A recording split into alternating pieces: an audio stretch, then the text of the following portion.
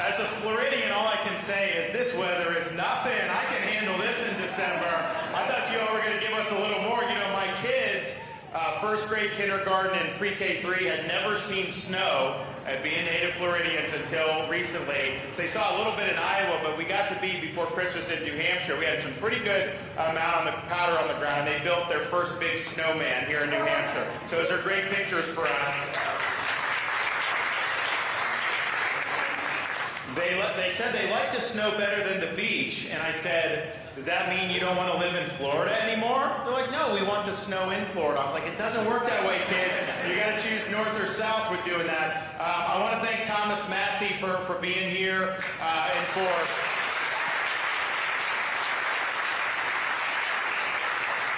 So when we both got elected to Congress at the same time, and he had spent time in New England. He's got multiple degrees from MIT. I spent 7 years in New England, Yale and Harvard Law. I'm one of the only people in America that went through both Yale and Harvard and came out more conservative than when he went in. That's not easy to do.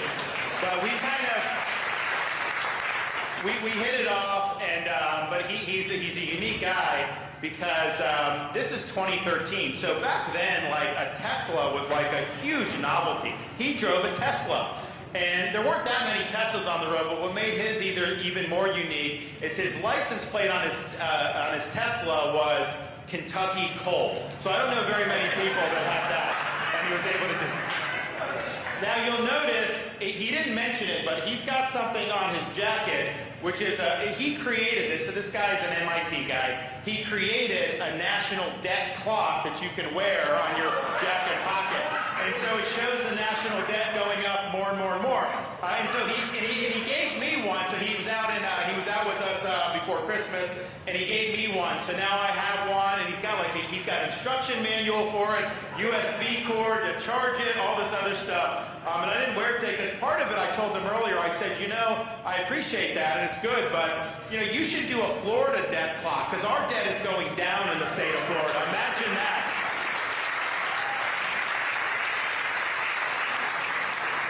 And that's why I think when we look at this government and how it operates, it's not representing you, it's not representing taxpayers, it is representing itself and the entrenched interests that are now in our nation's capital.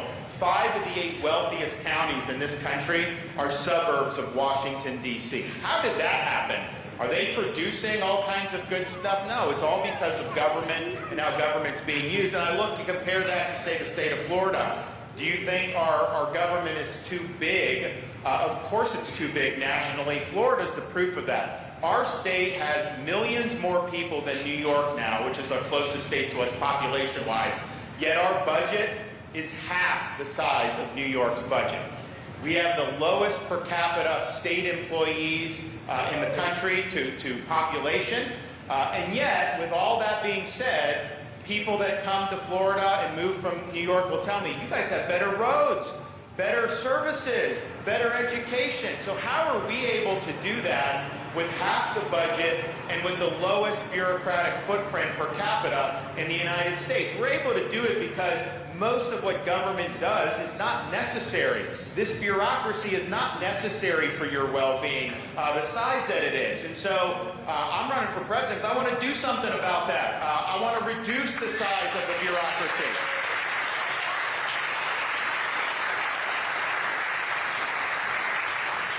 And, you know, part of it is the size because, you know, we have obviously massive, and we're proud in Florida. We have a small footprint, and I've had to add for certain things. You know, we have certain parts that we've needed, like corrections and things, but then I reduce in other areas. And we just did a budget where we're going to reduce another 1,000 positions, which I think is the way you do it. Because sometimes these things get in government, and like Reagan said, the closest thing to eternal life on earth is a government bureau. It's like once it's there, everyone assumes it has to keep being there. That's not how we think in Florida. What we've been able to do with our debt and our budget and our tax, We've cut taxes by record amounts every year in the state of Florida since I've been governor. Of course, we have no income tax, which is the way to do it. I can't say that about most states in New England. You guys are much better off in New Hampshire with taxes than they are in the other New England states. Normally, I go north from Florida, and the news for taxpayers just keeps getting worse and worse the further north I go. But you do have this little oasis here in New England, the live free or die state. So you guys should be thankful.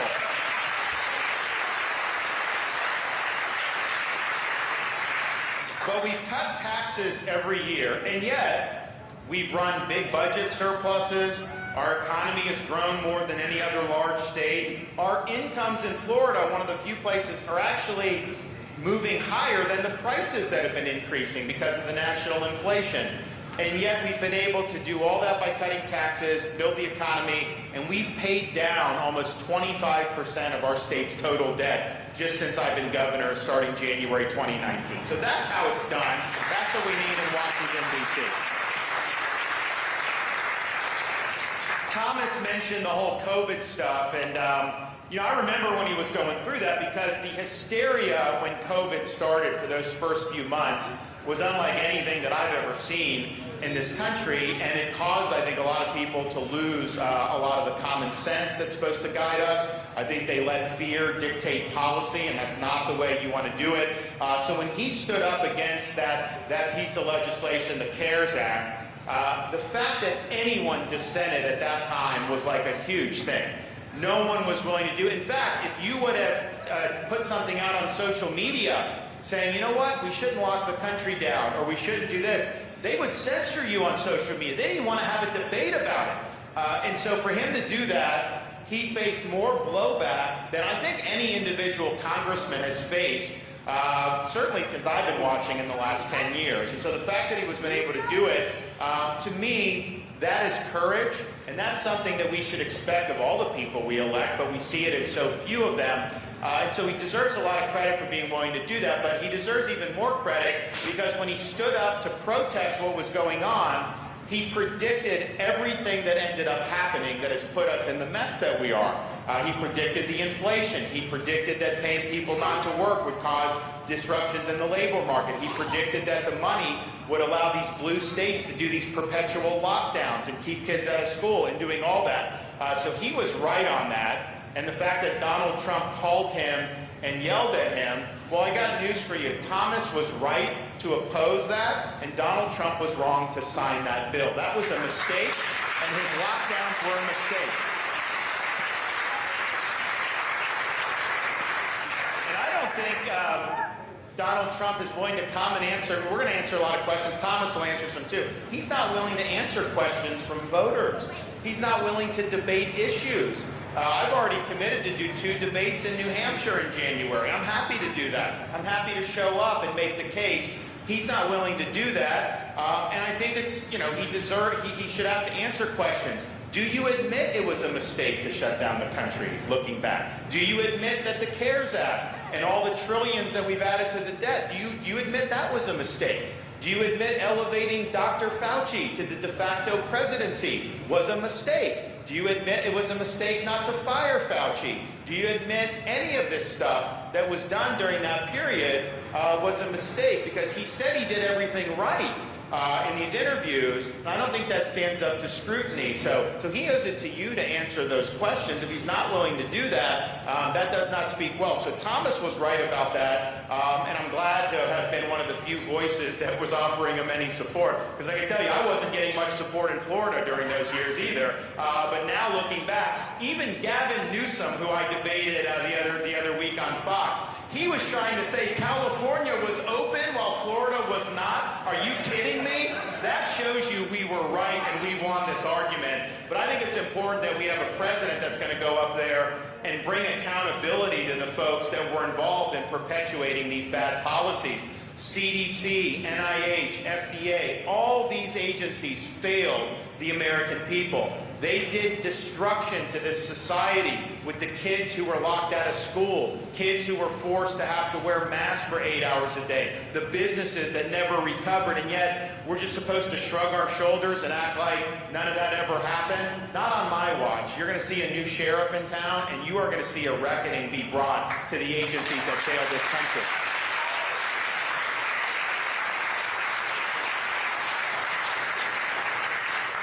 You know, Tom and I have also talked about, when you look at the problem with things that are happening in this government, whether it's IRS weaponization, FBI, Department of Justice, all this stuff, just understand, this stuff just doesn't happen by happenstance. This has happened because for decades, presidents of both parties have taken a position that, oh, well, those are independent agencies. I can't be involved in that. I can't do that. And just understand, when they say that, you're saying that those agencies should not be held accountable. Because there's only one person in the executive branch that's actually elected by the people through the Electoral College, and that's the President of the United States. So if the President is not willing to hold those agencies accountable, they're going to have power accumulate, and they are going to abuse the power. That's just human nature. That's what our founding fathers understood. So we're going to go in as president, and we are going to hold those agencies constitutionally accountable the way the founding fathers envisioned it. If the FBI is colluding with tech companies to censor dissent, I'm going to fire the people who were involved with that. If they're doing things against parents, we're going to fire people involved with that. They're not independent agencies. They are executive branch agencies who answer to the elected president of the United States, and we're going to do that. We're also going to understand what are some of the threats to your freedom for things that are being cooked up in Washington, D.C. right now. Because obviously they've done a lot of bad policies. They've got a lot more up their sleeve. So talk about COVID and the fallout. One of the things that they're trying to do under Biden is do a treaty with the World Health Organization. They say it's a pandemic treaty. I think it's a lockdown treaty. If you look at it, it's trying to take power away from the American people and transfer it to an unelected international agency. In Florida, we saw this earlier this year, and we actually passed legislation saying we don't recognize the WHO lockdown treaty in Florida at all. If Biden tries to implement it unilaterally, we are going to reject. But I can tell you this as president on day one, we take that WHO treaty and we throw it in the trash can. It's done.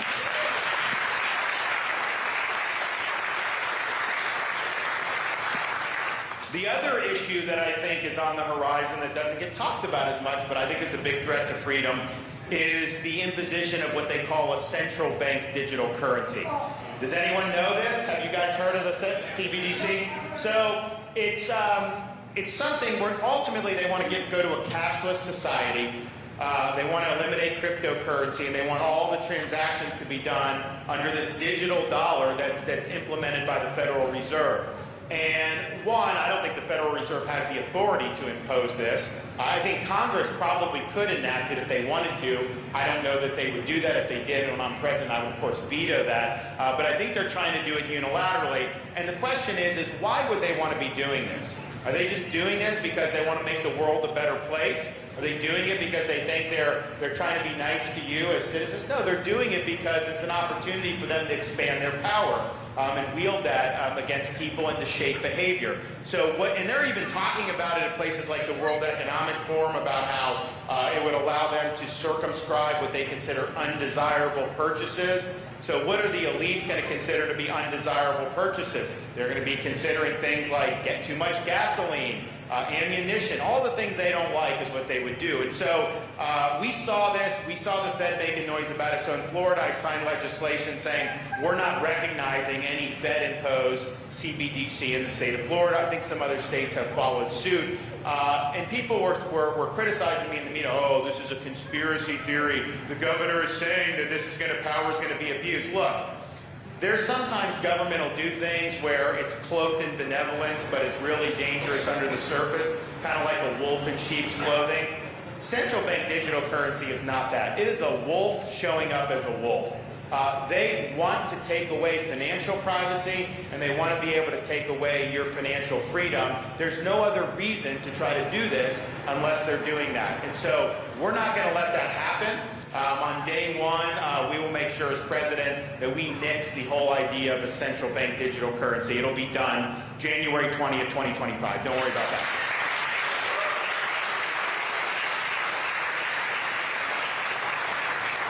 You know, Thomas mentioned how he usually looks at the Second Amendment as kind of the touchstone of whether somebody is worthy of support because it's a core constitutional freedom.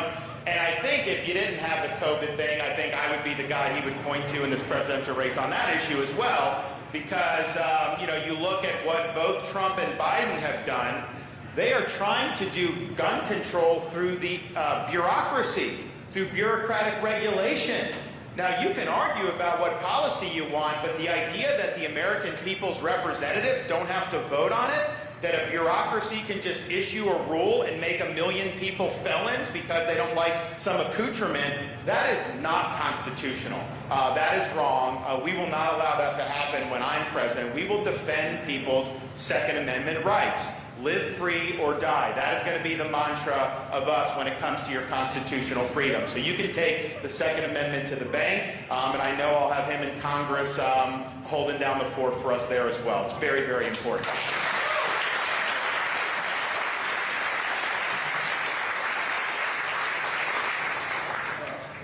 I'm just going to say a couple more things. I'll open it up. I am sick of seeing what we are seeing because of what's happening at our southern border. And you know, has it gotten worse the worse it's been under Biden? Yes. But this has been an issue for decades. Republican politicians have been talking about the border for decades. And yet here we are, as bad as it's ever been. I'm going to be the president. It's not going to be about talk. It's going to be about action. I am actually going to put this issue to bed once and for all. You will have the sovereignty of this country restored once again. And that'll start on day one as president, when we're going to declare the border to be a national emergency.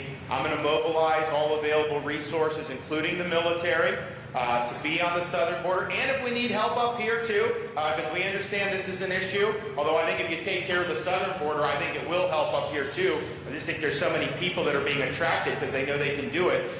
We are going to build a border wall. Now, Donald Trump promised that in 2016, said that he would not only build the wall, but have Mexico pay for the wall. And the media would get after him about that. Wait a minute, you can't have money. He's like, nope, they're going to pay, they're going to pay. You know, now he says, well, there was no mechanism he could have done to have Mexico pay for the wall. He's even said that he only promised that Mexico would pay for a piece of the wall. Does anyone remember that? Mexico only paid for I will build the wall and have Mexico pay for a small piece. Of course not. So this is revisionist history. But here's the thing. That was why he was elected, to build the wall and to stop this problem. And I think if he had built the wall, there is no way Biden would have been able to let in 9 million, because a wall is a physical fact of life.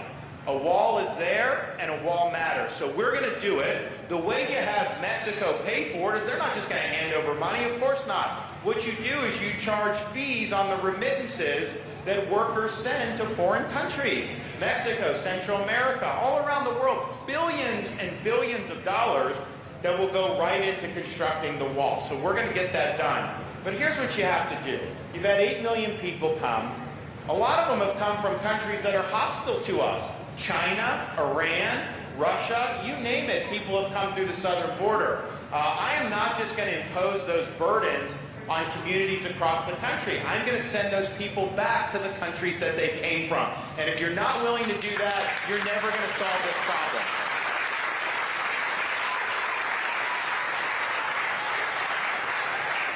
But we're also going to hold the Mexican drug cartels accountable for what they are doing. They're invading this country, and they are poisoning tens of thousands of Americans every year. It's not just a border issue. It's every community is now a border community.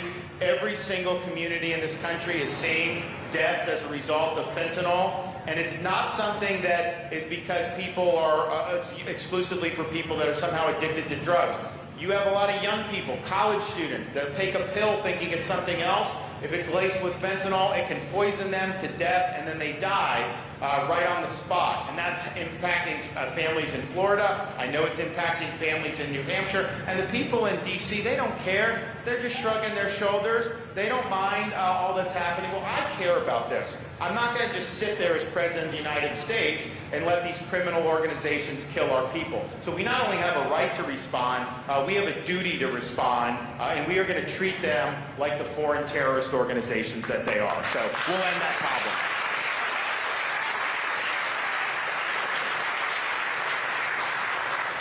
So I'm happy to open up for questions. Our just final thought is this.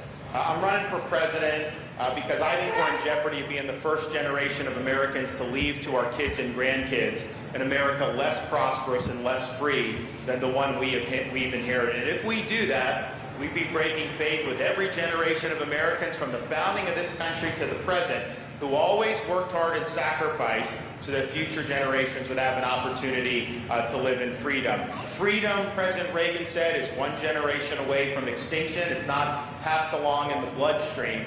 I used to hear that quote and think that that was a little bit of an exaggeration because as somebody that was born and raised in America, I'm like, isn't this just in our DNA? Could we really just lose freedom? We have a Bill of Rights. We have a Declaration of Independence. But you know, the Founding Fathers understood what President Reagan said. They understood that freedom was fragile.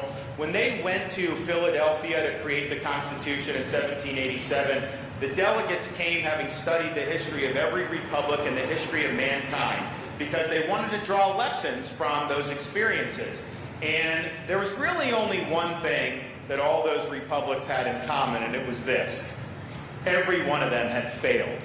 And so they believed it fell to the United States of America to determine once and for all, can people really govern themselves? Can you have a society based on the idea that our rights are endowed by our Creator, not as a result of government?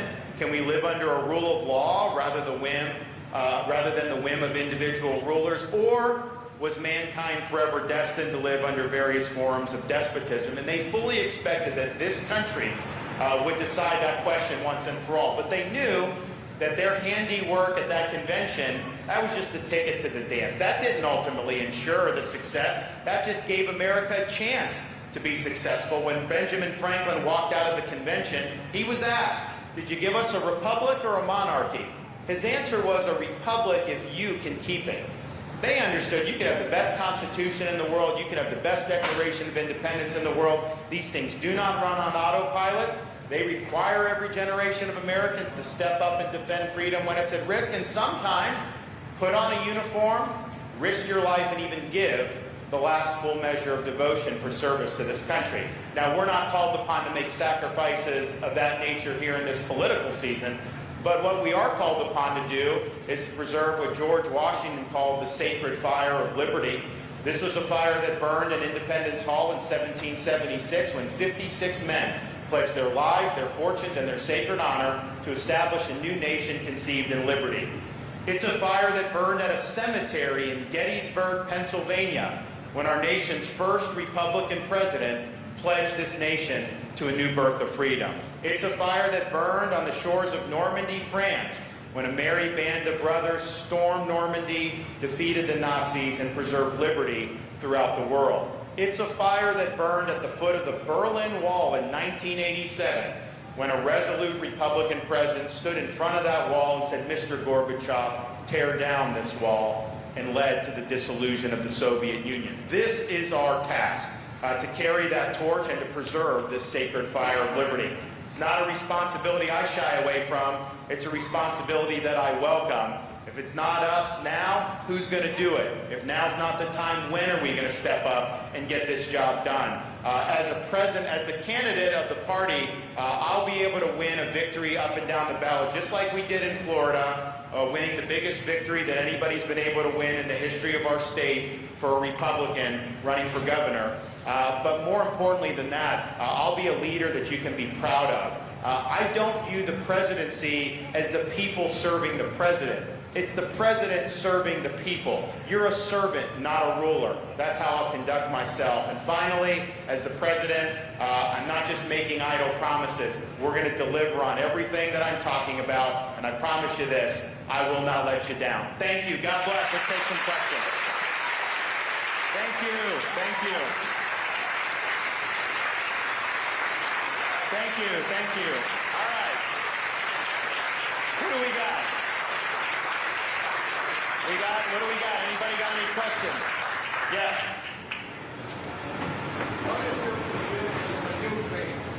On money? Okay, yeah. So the government has been sending tax dollars to pay for salaries for government workers in Ukraine by like the tens of billions of dollars. They've been sending money to pay pensions for bureaucrats over there. And I'm thinking to myself, wait a minute. We have an open border here. We have people coming into our country unauthorized. We don't know who they are. Yes, some of them represent a terrorist threat, and yet the people in D.C. won't do anything about it. So I think the Republicans are absolutely right, and I know a lot of Thomas's colleagues are saying, you know, don't talk to us about these foreign issues until you deal with our national security issue at the southern border. They need to deal with this border issue.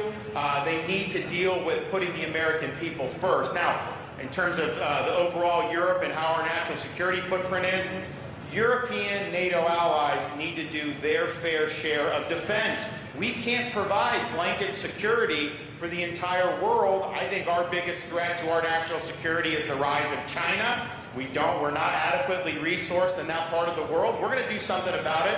As Commander-in-Chief, we'll make sure, I'm the only veteran running for president. So I understand the military. I understand our posture. I also understand what goes into deploying troops overseas. And it's not something I'm going to do willy-nilly and hope to never have to do it. But China is eating our lunch right now. And Europe is not doing what they need to do. So I'm going to ensure that they do their fair share. I think it's very important.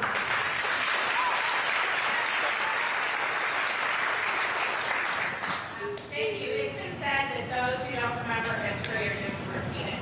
Yet people who wanted us to follow fear instead of science are trying to memory hold everything that happened with COVID. A lot of us don't understand what pressure was coming from Washington and the states. But I'd love it if you could let us know what happened in those early days and weeks and months of COVID. Sure, a great question. Look, there was immense pressure. I mean, on Thomas, more pressure on congressmen about this. Washington was pushing down the White House COVID task force, the Fauci task force, pushing down CDC, Department of Homeland Security was pushing stuff down, all down on the local governments, on the states. And what ended up happening was, you know, when I said, look, we're not going to be following this, you started to have federal agencies working directly with local governments in Florida to impose restrictions over the state. What the state was saying was the right thing to do. So, like, for example, we never mandated masks in Florida. They did it in some of the local communities. So then I came in and I banned them from being able to enforce mask mandates. And I pardoned everybody who our local governments imposed any penalty on for any violation of COVID protocols. But yes, this was driven by Washington. And, you know, you can look and say, like, obviously, California had lengthy lockdowns. You look at, like, a Georgia. Georgia opened very quickly. Donald Trump attacked Georgia for opening the economy. You look at Florida. We became the epicenter of freedom. Everyone all over the world was coming to vacation or to live in the state. So you had radically different views or radically different approaches. But I don't think any of the states would have done that without the Trump administration pushing that to begin with. And I think what he had the opportunity to do was to say, don't do that. Keep it more like Sweden. Keep the economy going. Take precautions on a voluntary basis, but don't force that. And so I think that whole template was wrong. And it appeared to me to be wrong after basically about 4 to 6 weeks of it, where you really couldn't see much difference in outcomes based on whether there were restrictions here or there or not. So here's the thing. There needs to be accountability just because it did do a lot of damage to this country. I mean, there was a lot of kids in places like Chicago and Los Angeles that got locked out of school for a year, over a year. Teacher union would be locking out, and then these union members would be in the Bahamas partying and posting on Instagram. So the kids were denied an education. They were still getting paid and living their best life. That shows you all you need to know about some of this stuff. And I remember one of the things that really exposed this to me in a really big way was when the BLM riots started. Because you remember, this is like late May of 2020. They were yelling at people in Florida for being on the beach. Oh, you're doing Memorial Day, you're doing all this. They were mad at me because people were playing golf and tennis and everything like that. So those public health bureaucrats and these imbecilic physicians that would scream on TV, on CNN, they wanted you to be in your house, basically, just indefinitely with social distancing. Well, then you had the protests and the riots. And the question is, well, wait a minute. If it's wrong for somebody to play golf, or it's wrong for somebody to go to the beach, or it's wrong for somebody to have a gathering in their home, well, it's got to be wrong to do these protests and the riots. And what these health bureaucrats said was, actually, it's wrong to protest lockdowns, but somehow it's okay to do BLM protests and riots, and they wanted us to believe that somehow those gatherings were essential for public health, whereas anything else that didn't fit their ideological litmus test was not. That's when you know these people were full of it. And they were all a bunch of frauds. This all got so politicized. So I think you need accountability, because this can never happen to our country ever again. And we've got to make sure, and you need leadership to ensure that. And that's what we'll do.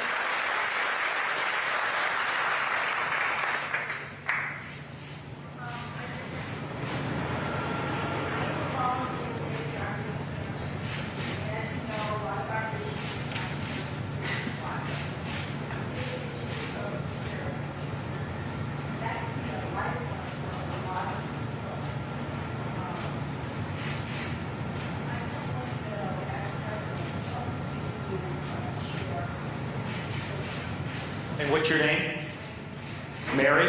Well, thanks, Mary. Well, as governor of Florida, I know a few people on Social Security. It's a big part of our state, but I know how important it is. And I also know, just from my own experience, my grandmother lived till 91. Her sole source of income was Social Security. And so that's not true for every senior, but it's true for a lot. And that makes a difficult period. But when you have prices rising, you lose ground, because even when they do a cost of living increase adjustment, it does not cover the rise that we've seen in groceries, the rise that we've seen in staples of life. And so seniors on those fixed incomes have fallen further behind. So the Social Security benefits is something that not only they've been promised, not only they've paid into the system, but it's something that's essential to ensure that they're able to maintain a dignified lifestyle. So they will get their benefits when I'm president. We understand it's a priority, and so they can rest assured that promises made or promises kept. I don't view Social Security like a welfare program like some of the other Republicans have said, because you've paid into it your entire life. I mean, I remember my first paycheck. I was 15 or 16 whenever I first started, and I saw this money taken out. I'm like, wait, I don't like that taxes, but that was from every dollar you earn as a wage earner, you're paying into that. And so once you get to be retirement, you expect to see that. So we're going to do it. But we're also going to help Social Security by getting the inflation down and not letting inflation rear its ugly head. Inflation was created because of what Thomas fought against: borrowing, printing, and spending trillions and trillions of dollars that we don't have. Of course you're going to get rising prices. So we need to get that down, we need to get interest rates down, but then we need to make sure that institutions like the Federal Reserve are not just trying to micromanage and plan our economy, because they don't have the capacity to do that. Maintain a stable price. That is what we need to do. And when we do that, that's going to make things better for people on Social Security, and our economy is going to grow better. When our economy grows better, our budget situation is better. When interest rates are down, the interest on the debt is easier to finance. We're paying almost $1 trillion now just to finance the interest on our debt. That is all a result of what he fought against and what these guys in Washington did. So thank you. Yes? Yeah. Her question was, where do you buy that? Now, I invented this, but I would never monetize the debt. So I actually gave all the patents and the source code to my son-in-law, and he has them on a website called debtbadge.com. And the reason I created this is so that my colleagues would have to look at it every day Like, I wish they would post the debt in the House of Representatives and in the Budget Committee, right? But they won't do that. So I make them look at it in the elevator and in every hearing room. They have to look at me. So be careful. It will induce anxiety among your colleagues at school, just like it does for my colleagues. Thank you.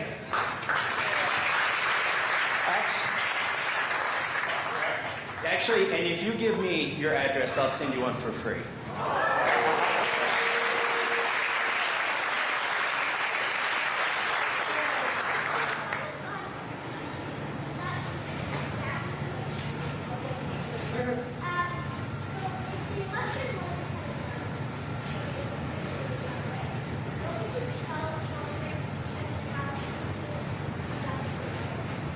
That's a great question, and thanks for coming. You're very knowledgeable, and I appreciate you asking good questions. I should, some of these reporters could learn a thing or two from you about all that good stuff. I kid. So what they need to do on the border, honestly, it's not that much about money. I think there's some money that needs to be done. I talked about we'll do the remittances and we'll pay to build the border wall. A lot of it's policy. They're incentivizing people to come to make bogus claims. Then they get a sheet of paper and they come for a trial 3 years later. How can you enforce a border like that? Once they're in, they've achieved what they're trying to achieve. They know the chance that they'll be sent back is very slim. So they need to remove all of those disincentives. You should not have the asylum work the way it is. Look, there's legitimate claims of asylum. Very rare, but there are legitimate claims when people are being persecuted for their faith or being persecuted for their race or ethnicity. And if someone flees communism, like they fled from Vietnam and Cuba, that's one thing.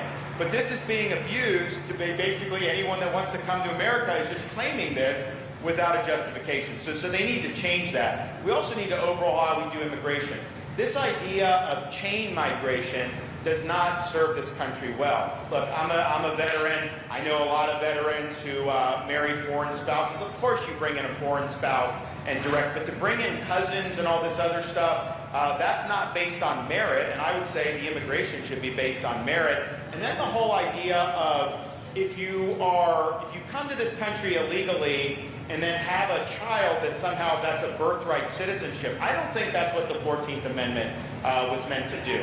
I think it was meant to overturn Dred Scott versus Sanford and to ensure that African Americans, there was no doubt that they were Americans. The idea that you want to incentivize people to come across the border, have a child, and then all of a sudden the child's an American, that means you can never send the parents back because you'd be splitting up the family. So we're going to deal with this whole 14th Amendment birthright citizenship for illegal aliens. That's not the way it was supposed to be, and we're going to take care of that. Yep. Thank you for everything you've done during COVID, and thank you for your stance on CBDC. If CBDC ever becomes reality, we're pretty much screwed. I also want to know, what is your favorite and least favorite Supreme Court decision? Great. So, but on the CBDC, I think it's important because I think you're right. Trump supported this in his administration. They started it in the Treasury, and then Biden supports it. I guarantee you, Haley supports it. I mean, this is a Wall Street thing. Essentially, the way I view the primary is Donald Trump's running for his issues. Haley's running for her donors' issues. I'm running for your issues. And that's really how it sets out. But they will allow it. I'm the only guy that will stop it. I think that's important. So what's the favorite and least favorite Supreme Court? I think the worst decision that the Supreme Court has ever rendered is the Dred Scott versus Sanford case. Because it denied the basic humanity of Dred Scott. It was instrumental, of course, in leading to the Civil War. I know there's not everyone that is willing to admit that anymore, but that's just the reality. And so I think it was, and it was, not only was it wrong, not only was it dehumanizing, it was massive judicial activism. That was not what the Constitution said. That was not what the Founding Fathers envisioned when they created the Constitution. And so they were taking their judicial power and they were trying to solve, quote, solve an issue that they had no right to legislate on. And so as an example of the court not only getting the law wrong, but also abandoning their entire role under the Constitution. And so that I think is the worst decision. I think there's been a lot of others that have been bad, but that one I think is the worst.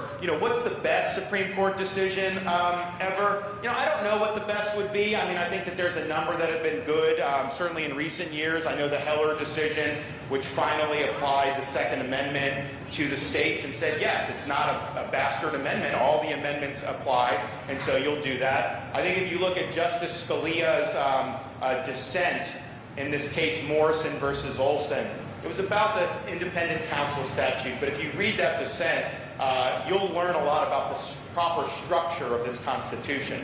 Our founding fathers, when they left Philadelphia, there was no Bill of Rights in the Constitution when they first left. And the Anti-Federalists were like, wait a minute, we need a Bill of Rights. And I'm glad we have that, but the reason the founders didn't put it in is because they said the structure of the Constitution is the Bill of Rights.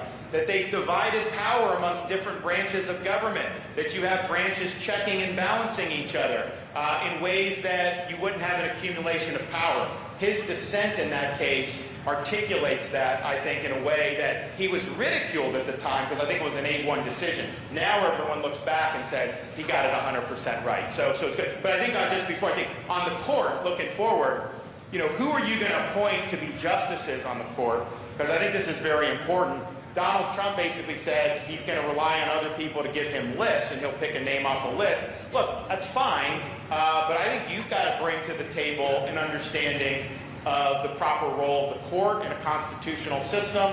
You have to understand what's the proper way to interpret the law, how are you applying the law, and then I think most importantly, you kind of need an intangible factor of who's got the backbone to be able to render good decisions.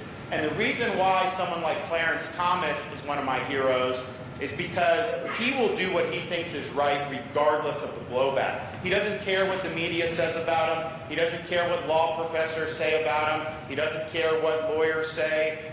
He does what he thinks is right, and he's very fearless in how he does that. Justice Scalia was similar. Justice Alito. I'm concerned about the next 8 years. You may have 4 appointments to the court. You need a president that's going to be able to put strong constitutionalists in those positions that are in the mold of a Clarence Thomas and a Justice Alito. They're the ones that you can count on to uphold the Constitution the way it's written. So we will do that. Yep.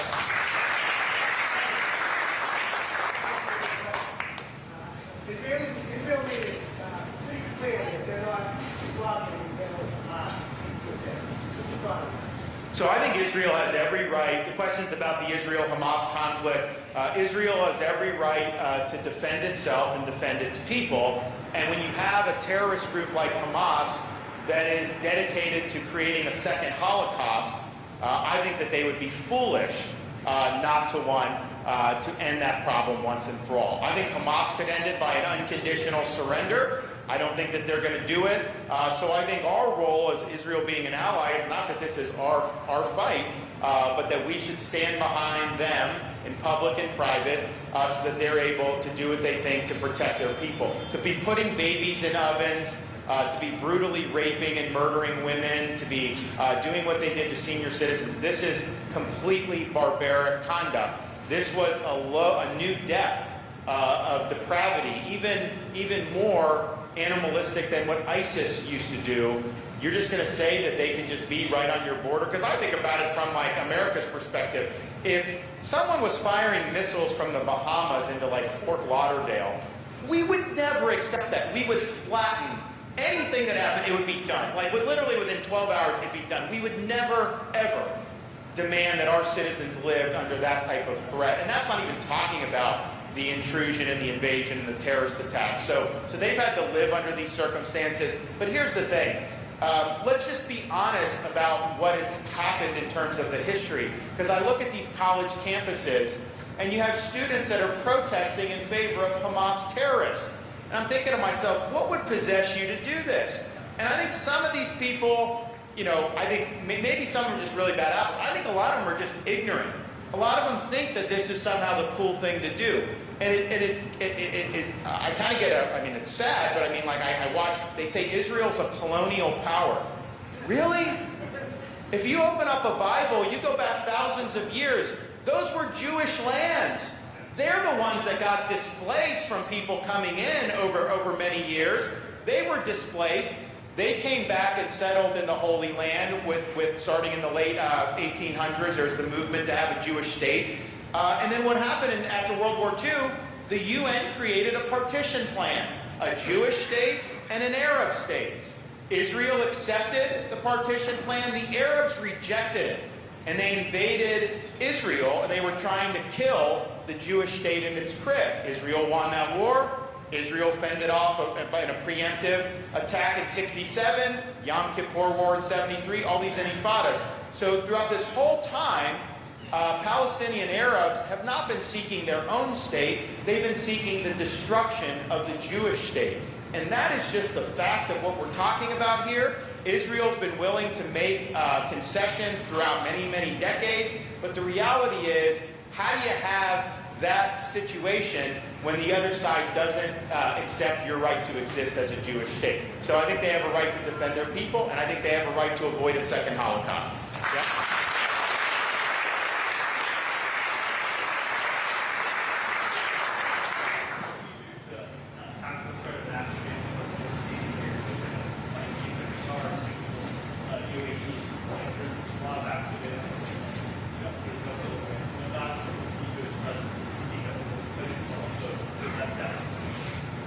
No, so I think it's a great question. So he's talking about kind of a surveillance state that's in places, I think he mentioned Qatar, obviously China.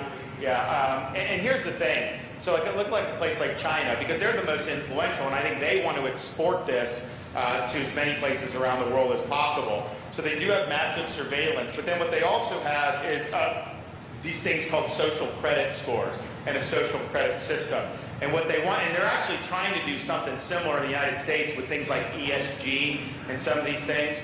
And basically what it is your ability to participate in society will be changed one way for good or bad based on whether you're towing the ideological line with these social credit scores. So I think it's a huge, huge threat to freedom here in the United States as well as over there.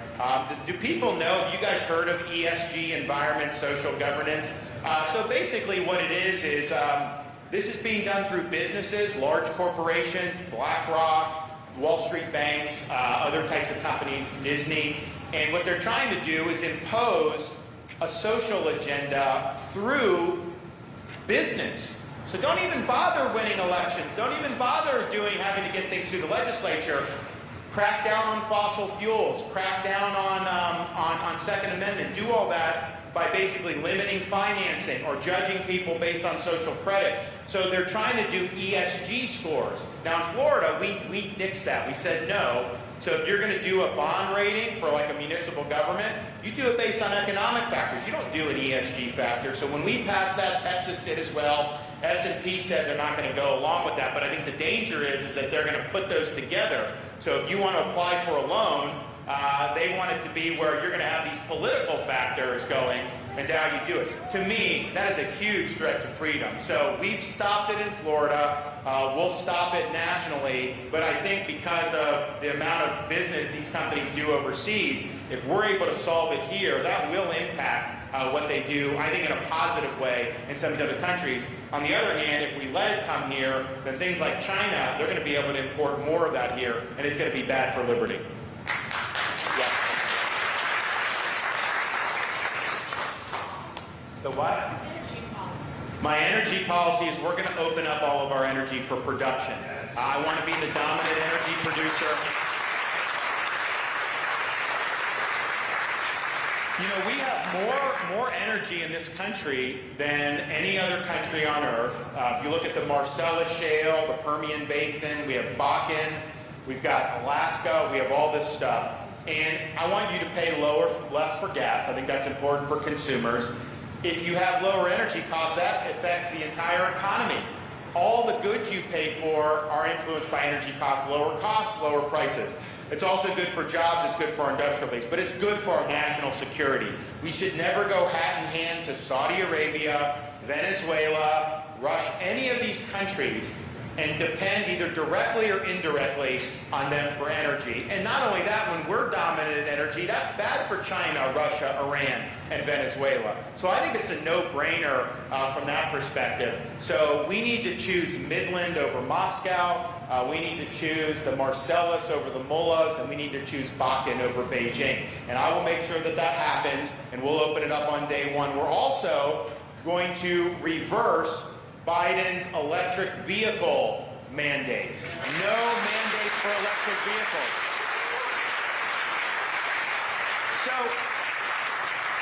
So the electric vehicles, I did this debate with the governor of California in November, and it's like, whatever you think is bad in Washington, California has that, and they'll raise you, right? I mean, they're 5 years ahead, 10 years ahead of where the left's going to go nationally. So they've already done an electric vehicle mandate. It hasn't taken effect yet, but it will in the not-too-distant future. And their mandate is simple. No, they won't allow any new vehicle sales unless they're electric. So you're not even going to have an option in California to buy a traditional automobile. Now, that's bad for consumers because it's expensive. But here's the thing. After they came out with that policy, a couple days after that, the state of California did an announcement. Said, attention, all electric vehicle owners in the state of California, please do not plug in your electric vehicle. We do not have enough space on our electric grid to service your needs right. And I'm thinking to myself, wait a minute. How are they going to be able to handle 10, 15, 20 million more cars in the future? So you're not able to do it. So what this kind of government-dictated green energy policy is doing, on the one hand, it's kneecapping reliable energy, oil, gas, the things that we know will work. But they're increasing the amount of electricity that people are going to need to use to live their normal lives. So less reliability, more demand, that equals, like they've seen in California, rolling blackouts. You will have rolling blackouts throughout this country. In New England, it's going to be devastating in the winter. I think you should have low gas prices. I mean, that's what we want. We want people to be able to heat their homes and be comfortable. So we'll get that done. But I think these electric vehicles, it will bankrupt the car companies too, because there's just not enough demand for them. We don't even have these mandates in full effect yet. You already see these cars are sitting on the lots and they're not being sold. And I think that, I know Thomas's Tesla, look, it's a cool car. I couldn't afford one, and it's not necessarily something I do, but it's a cool car. But here's the thing. Not everyone wants that. Not everyone wants to do that. So day one as president, good pro-American energy policy, and we will save the American automobile. Ladies and gentlemen, this will be the last question.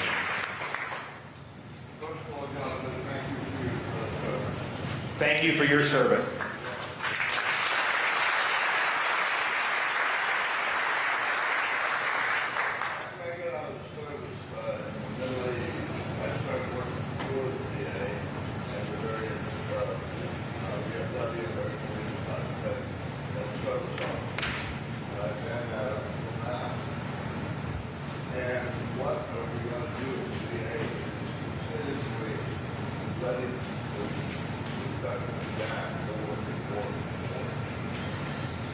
So the VA, in terms of how we're going to fix the VA, well, good. Well, thank you for your service. Well, a couple things. Someone told me yesterday that they're thinking about using VA for illegal aliens. Are you kidding me? We will never allow that to happen. Don't worry about that. But here's the thing. The VA is a big bureaucracy. Okay, and I think veterans get caught up in red tape. I mean, I remember when I left active duty, I got a packet of, okay, here's all. I couldn't understand it.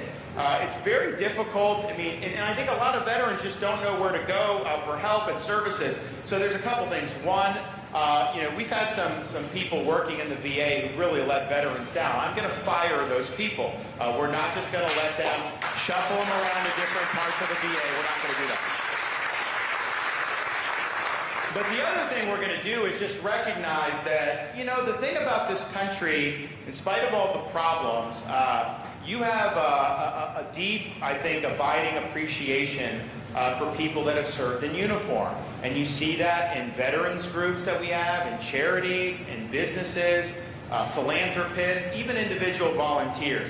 We need to harness all that on behalf of the veterans. And so I want the VA, yes, if they can help on all this, whatever veterans are entitled to, we got to get that done better. But we also want the VA to help link veterans to all these resources that are available in society. So, for example, we have a model in Florida that we'll use where people go in. We started it with welfare benefits. So they go in, and we've created something called the Care Portal. So it allows charities, churches, businesses, individual volunteers to plug into the portal. So you have somebody, maybe you have a mother who got evicted from an apartment and she's got 2 young kids. Well, that'll get put in, and yes, she's eligible for some government benefits, but the minute that that goes out to the community, you then have somebody that comes, that helps, and we can get them on a pathway to self-sufficiency. So I think something similar for the VA. Have a portal. We have all these veteran charities. I mean, that do mental health, that do service dogs. I mean, you name it. There's a lot of good work being done. So let's have them plugged in. Let's have businesses plugged in. A lot of businesses will contribute. And it can be done locally too, where, if you're in Central Florida, then it's those businesses will take priority. You can have religious groups and individual volunteers. I mean, maybe you have a veteran that has post-traumatic stress. They come in. VA's a gauntlet. That goes into the portal. Maybe it's just somebody that lives in their neighborhood that shows up to their house the next day and says, you know what, I just want to make sure you're okay. Can I take you out to lunch? And then maybe they just talk for an hour. That could be the difference between a veteran committing suicide or not. Just the fact that somebody cares. So we have resources in this society. We got to do a better job of linking the veteran to those resources. We're going to make sure that that's the type of framework we have in the VA so that veterans are taken care of. And as the only veteran running for president, as the first person elected president since 1988, I would be, who served in a foreign war, veterans issues are going to be a top priority for me. I understand it's important. I understand particularly in my generation, post 9/11, we've got a lot of stuff that we still have to deal with the vet suicide, the post-traumatic stress. All this is very important. So it'll have my time and attention, and we're going to approach this, I think, in a way that's going to be much more effective. Before I leave, I know we're less than a month away from the New Hampshire primary. We're going to have the Iowa caucus the week before, and you're going to see great things out of Iowa for us there. Then we're going to storm into New Hampshire, and this will be the first in the nation primary, and I'm asking for your vote on that. I'll be the candidate, and I'll be the president that will work for you. I don't care what the donors say. I'm not concerned about any of my personal issues. I'm not running to exact any type of revenge about me. I'm running because I want to help you, I want to help your family, and I want to turn this country around and stop the decline that we're seeing. So you'll get a president who will be energetic, you'll get a president who will actually get these things done, and you'll get a president that will keep his word. When he promises you he's done something, I will be the one to deliver. Thank you all. God bless.